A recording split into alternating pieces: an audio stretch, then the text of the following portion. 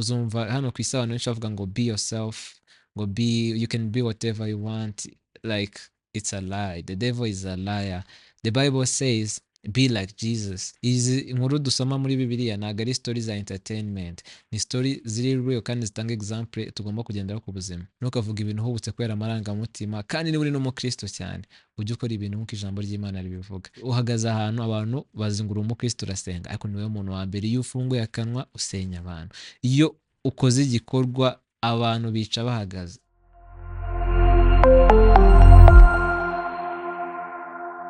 Muraho neza, ikaze nanone kuri Gospel TV. Amazina yanjye ni Ali Boss. Bahaye ikaze, mwakoze kuza kubana natwe. Abantu bashyashya kuri channel turabakiriye. Channel yacu yitwa Gospel TV. Ikiganiro tugiyemo aka kanya kikaba cyitwa Faith Unfiltered, aho tuganira ku ijambo ry'Imana mu buzima bwa buri munsi no buzima bw'umukristo mu minsi tugezemo. Imana ibahe umugisha. Uyu munsi nagira ngo mbere yuko dutangira twongere twibuke nanone umurongo dukunda gukoresha uvuga ngo abanshakana umwete bazambona, kandi nkunda abankunda, kandi abanshakana umwete bazambona, uboneka mu Migani. Nibyo koko, Yesu nitumukunda nawe azadukunda, nitukomeza kumushakana umwete tuzamubona, kuko ni Imana, ntabwo ari umuntu, ntabwo abeshya. Uyu munsi ikiganiro nashaka ko tuganira ku buryo twakwiye kubana n'abantu bagenzi bacu bakiri aho twavuye, cyangwa se bakiri mu rugendo rwo kumenya Yesu no kugendana na Yesu. Ni kenshi muri ubu buzima uzumva abantu bavuga ngo kanaka ni umunyabyaha, kanaka gutya na gutya. Ntabwo ari ibintu twakwiye gukora mu buzima. Ntabwo twakwiye guca urubanza, ko ijambo ry'Imana ritwambura ubushobozi bwo guca urubanza, tukavuga ko n'ucira urubanza mugenzi we nawe ariko kebo azagererwamo. Ntabwo ari ubushobozi bwacu, ntabwo biri mu bubasha bwacu. Ibyo ni inshingano z'Imana, ndetse biri mu bubasha bw'Imana gusa. Ntabwo dukwiye gucira abantu urubanza regardless y'ibyo bakora byose. Ahubwo nk'abakristo twebwe turaza kumva icyo ijambo ry'Imana ribivugaho, twumve n'ikintu umwanya twakwiye guhagararamo muri situation nk'iyo ngiyo. Murakoze cyane. Turifashisha Yohana igice cya 8, reka duhere ku murongo wa mbere dusoma, aho Yesu bari bamuzaniye umugore we bafashe asambana. Aranditse ngo Yesu ajya ku musozi wa Elayono, azinduka mu museke, yongera kujya mu rusengero. Abantu bose baza aho ari, aricara arabigisha. Abanditsi n'abafarisayo bamuzanira umugore bafashe asambana, bamuta hagati. Baramubwira bati, mwigisha, uyu mugore bamufashe asambana, kandi Mose mu mategeko yadutegetse kwicisha amabuye abakoze batyo. None wowe uravuga ngo iki? Babivugiye kumugerageza ngo babone uburyo bamurega. Ariko Yesu arunama yandikisha urutoki hasi. Bakomeje kumubaza, arunamuka arababwira ati, muri mwe udafite icyaha aba ari we ubanza kumutera ibuye. Yongera kunama yandika hasi. Nabo ngo babibone batyo, ibyaha byabo birabarega. Basohoka urusorongo, uhereye ku basaza ukagera uheruka. Hasigara Yesu wenyine na wa mugore wari uhagaze hagati. Yesu arunamuka aramubaza ati, wa mugore we, ba bandi bakuregaga bari he? Ntawaguciriyeho iteka? Ati, nawe databuja. Yesu aramubwira ati, nanjye singuciraho iteka, genda ntukongere gukora icyaha. Ino nkuru ikintu itwereka, twongeye kugaruka ku cyo twari dutangiriyeho, abantu baramuzanye already, bo bamaze kumufatira n'igihano, banifashishije n'ibyanditswe mu mategeko ya Mose. Baravuga ati, turamutera amabuye. Ariko Yesu we nk'umwana w'Imana yari azi igikwiye kubarusha. Niyo mpamvu yafashe umwanzuro, ntiyemera ko bamwica, ndetse anababaza se, ni nko kubabaza se, mwebwe muri bande mugiye guhana uyu muntu? Kuko ijambo ry'Imana harimo indi nkuru ivuga ati, se kuki ureba kuri mugenzi wawe, agati kari mu jisho rya mugenzi wawe harimo umugogo? We urinde wo gucira mugenzi wawe urubanza. Umuntu umwe ashobora kuba ari umusinzi, ashobora kuba asambana, ariko wowe ushobora kuba uri umujura unicana. Ntabwo umwe kuko akora icyaha gitandukanye n'icyawe, ntabwo bivuze ko wowe ufite ubushobozi bwo kumucira urubanza cyangwa kumugenera igeno rye. Mwese muba muri abanyabyaha mu buryo butandukanye. Ni ukuvuga ngo hano ku isi ikintu gihari ni uko abantu they sin differently but they are all sinners. Like, bose bakora ibyaha, ariko buri umwe agashaka kuvuga ngo icyanjye kiroroshye. Iyo usomye amategeko y'Imana, no kubeshya ni icyaha gikomeye. Ariko ugasanga umuntu we kubera ko abeshya akumva ko usambana ari we munyabyaha kumurusha, cyangwa kubera ko we ari umusinzi gusa akumva ko umujura ari we munyabyaha gusa. Buri wese agira amafuti ye, agira ibyaha bye, ugasanga umuntu wenda kubera ko we yubahiriza isabato, ugasanga aravuze ati ngiye kuba nubaha isabato ndi umukristo cyane kurusha uriya utayubahiriza, kandi ugasanga mu by'ukuri nubwo yayubahirije nava nko gusenga arajya nko gusambana. Nyine like twese turi mu nzira igana kuri Yesu, twese turi abanyantege nkeya. Yesu niwe udufasha kutugororera inzira, utugororera inzira tunyuramo, niwe utumurikira, niwe utwereka inzira yo gucamo, nk'uko abivuga n'ubundi muri Yohana akavuga ati ni njye nzira y'ukuri, ntawe ujya kwa data atanyuzeho. Rero ntitugafata abantu tubajyane mu rukiko rw'isi, ntitugafata abantu tubakurure tubajyana mu bandi ngo tubafatire imyanzuro, ahubwo umuntu niba umukunda koko ukabona yo mu nzira itari yo cyari mu byaha, inzira nziza, uburyo bwiza bwabaye kumwereka Imana, bwabaye kumukurura ukamuzana ku Mana, kandi ubu nyine ukera imbuto. Ko Yesu ntabwo yigeze anavuga ati nta buye na rimwe yamuteye, nta n'igitutsi na kimwe yamututse, ahubwo yamubwiye ngo agende ntazongere. Wakwiye kugira inama umuntu ukamwumvisha ikintu arimo, ko n'ukora icyaha atumva uburyo icyaha kirimo bitewe na community abayemo. Iki kintu kikaba kiri normalized ku buryo niyo agikoze adatekereza ko ari icyaha, bitewe n'uko ari ikintu gisanzwe muri sosiyete abamo. Hari abantu aba muri sosiyete runaka, ugasanga tuvuge niba umwana avukiye nko muri Amerika, agasanga community iravuga ngo LGBTQ bakeneye rights zabo nk'abantu, of course we abitekereza muri sense y'uko uri kubangamira abandi bantu. Rero ahantu azakura iyo version yindi imwumvisha ko icyo kintu wenda atari cyiza mu maso y'Imana, uzakoresha reference ya Bible.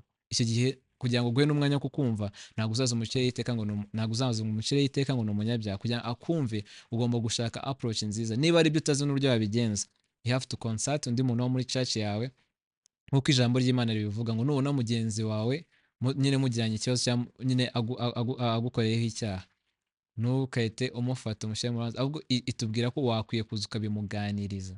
Waza ukabimuganiriza, wabona atabyumva, iravuga ngo ugende umuhamagarire nk'umushumba, ugende uzane undi muntu wo mu rusengero aze amugufashe kubyumva. Iyo bigomeje kunanirana, nibwo ubigira public, nibwo ushobora kujya ku yindi level, cyangwa se ukakomeza ukamusengera ukamusabira.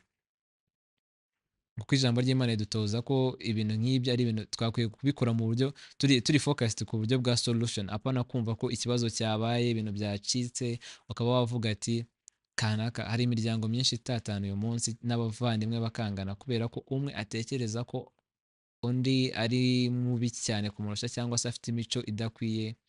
Ugasanga niba umuvandimwe wawe wenda anywa ibiyobyabwenge, ugasanga icyo kintu wenda umuvandimwe wawe akora wowe udakora, icyo kintu umufatisha ukamwumvisha ko ari umunyabyaha cyane, ukaba wanamubuza na ya nzira igana mu rusengero, kubera ko we yumva ko deja ari igicibwa. Niyo uvuga ngo kanaka nta kintu azimarira, yarafropinze, reba ni umunyabyaha, ni umuntu uri aho ngaho w'ibiyobyabwenge, ni umuntu uri aho w'umusinzi, ibyo bintu akenshi uba uvuga, ijambo ry'Imana twabonye ko rivuga ngo mu rurimi habamo imbaraga z'ubuzima n'urupfu. Iyo uvuze urarema. Iyo uvuze, urugero wafata, uzare ababyeyi bakunda kubwira abana babo ngo wowe uri umuswa, ngo nta kintu washobora.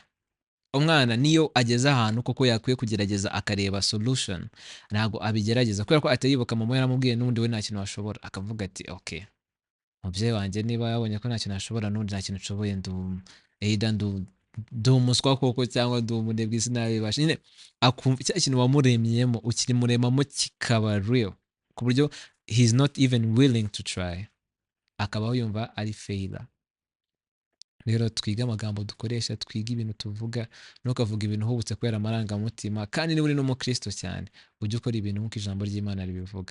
Niba ijambo ry'Imana rivuga ngo egera umuvandimwe wawe mu biganire mwiyunge, ntabwo wijya ku mihanda. Ubundi si iyo uje kubibwira abantu, reka mubaze, iyo uje wenda ukabimbwira njye uba wumva ushaka ko mbikoreye iki? Ese ni iki nagufasha? Iyo mbyumvishe se wenda ushobora kuruhuka, simbizi, ariko se iyo mbyumvishe koko hari contribution bitanga kuri family yawe, ko n'inama nakugira kenshi ntabwo ari inama ziri mu bushobozi bwanjye, kubera ko it's up to you as a family to fix it. Like we have to learn how to fix things muri family, bitarenze ubushuti, like abantu babiri bakumvikana bagakemura ikibazo batagiye guhuruza abandi. Ikintu navuga ni uko Imana nayo ibidufashamo, Imana ikwiye kutwigisha ukuntu tubaho, ariko uburyo bwiza bwo kwiga Imana ni ukwegera ijambo ry'Imana. Izi inkuru dusoma muri Bibiliya ntabwo ari story za entertainment, ni story ziri real kandi zitanga example tugomba kugenderaho ku buzima. Uzumva hano ku isi abantu benshi bavuga ngo be yourself, ngo you can be whatever you want, like it's a lie. The devil is a liar. The Bible says be like Jesus.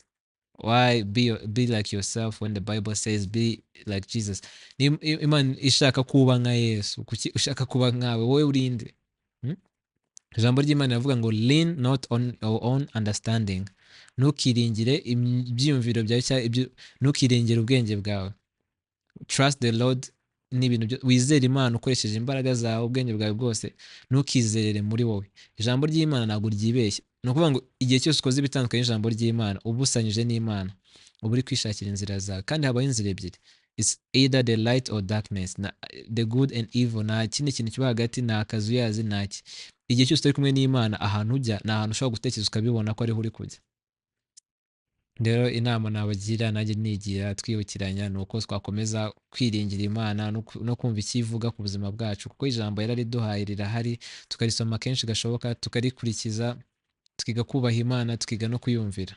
Niba idusabye ngo tubashe kubana na bagenzi bacu tutabacira urubanza, twakwiye kuba abantu ba mbere b'intangarugero, twera imbuto, ahubwo abandi bakibaza ko umbanira neza, ko umfata neza, ese ubiterwa n'iki? Akazamenya ko ari Yesu, akazamenya ko wa muntu mwiza bahuye, wa muntu wamubaniye neza ari umukristo, apana kuba urugero rubi. Uhagaze ahantu abantu bazingura umukristo urasenga, ariko niwe muntu wa mbere iyo ufunguye akanwa usenya abantu. Iyo ukoze igikorwa abantu bica bahagaze, ntabwo uri umukristo. Ntabwo you think ko uri we, ariko kuba umukristo ni ukuba sinzi ko nabivuga, ni apprentice wa Jesus, cyangwa se uri kwigira kuri Yesu. Iyo stage uri gukora, you have to be like Jesus. You have to learn how to forgive like Jesus, how to love like Jesus. Ibintu byose ukamenya kubaho nka Yesu, ugakunda nka Yesu, ukababarira, ukagira icyizere mu bantu, ukagira patience, ukamenya gutegereza like Jesus. Yaduhaye urugero, yaje yambara umubiri twambaye, aza agaragara nk'umunyantege nkatwe, byose abicamo, arinda bivamo nta n'icyaha akoze. Of course ibyaha tubijyamo, ariko ibyaha ntibikagukure muri identity yawe nk'umukristo. Ukwiye kwihana, ufite umutima wo guhinduka, ugashyiramo imbaraga, ugakurikira Yesu, Satani ukamutera umugongo.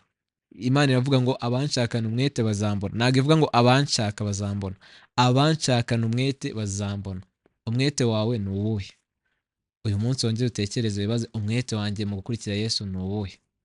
Twe kugenda mu kigare, ubuzima bwacu, relationship yacu na Jesus iri personal. Ntabwo ugera imbere y'Imana nk'urusengero, ntabwo ugera imbere y'Imana nka group usengamo, ntabwo ugera imbere y'Imana nka wa muntu wakuzanye mu rusengero. Imana iduhamagara mu izina, Imana ihamagara biri personal. Imana ishaka kuba inshuti yayo.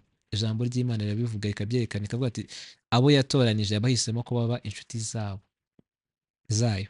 Ishaka ko tuba abana bayo, inshuti zayo, tugasabana, ibaze kugira Imana nk'inshuti yawe. Icyo kintu ndagira ngo uyu munsi tuze kugitekerezaho, noneho ubutaha nitugaruka tuzakomerezaho, noneho dutekereza ese inshuti y'Imana n'umukozi w'Imana n'umwana w'Imana ese bitandukaniye? Ese dukwiye kumera gute bitewe n'ijambo ry'Imana? N'iki ijambo ry'Imana bivugaho? Murakoze cyane, Imana ibahe umugisha.